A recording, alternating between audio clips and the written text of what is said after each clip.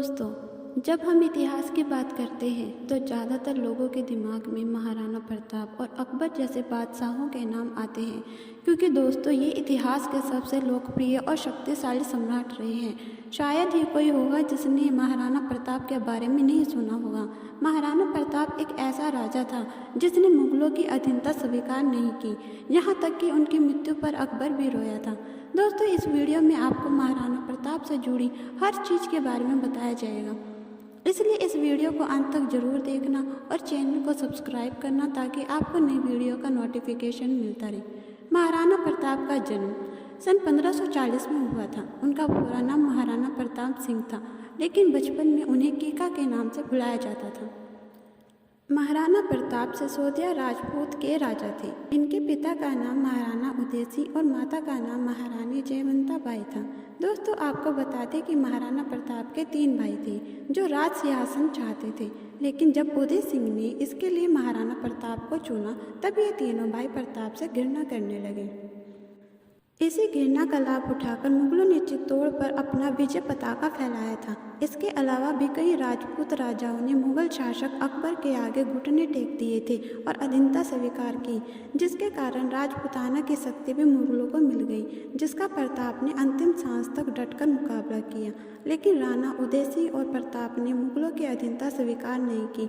दोस्तों, महाराणा प्रताप की कितनी रानियां थीं, आओ जानते हैं, और इनका प्रताप की जिंदगी में कितना योगदान था। इतिहासकारों का मानना है कि महाराणा प्रताप की 11 पत्नियां थीं, जिनमें से महारानी अजदबे पंवार उनकी सबसे पसंदीदा पत्नी थी।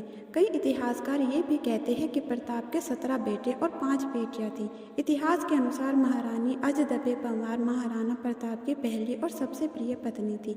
ये एक सिसोदिया परिवार में पैदा हुई थी, जो बेहद कोमल हृदय और साहसी लड़की थी, जो हमेशा से महाराणा प्रताप के प्रति वफादार रही थी।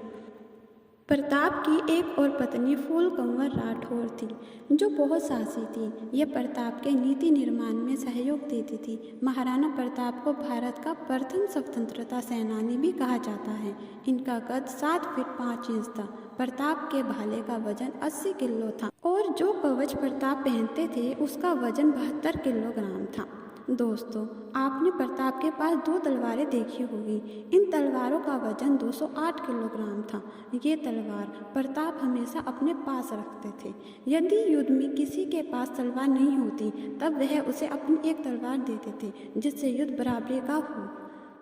दोस्तों, चेतक का नाम तो आप लोगों ने जरूर सुना होगा। जहां महाराणा प्रताप का नाम आता है वहां चेतक का नाम जरूर आता है।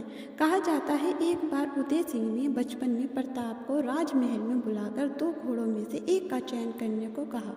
एक घोड़ा सफ़ेद था और दूसरा नीला। जैसे ही प्रताप ने कुछ कहा उसके पहले ही उनके भाई शक्ति सिंह ने उदय सिंह से कहा उसे भी घोड़ा चाहिए। शक्ति सिंह शुरू से ही अपने भाई से घृणा करते थे। तब प्रताप जी सफ़ेद घोड़ा शक्ति सिंह को दे देते हैं और नीला घोड़ा अपने पास रखते हैं, जिसका नाम इन्होंने चेतक रखा।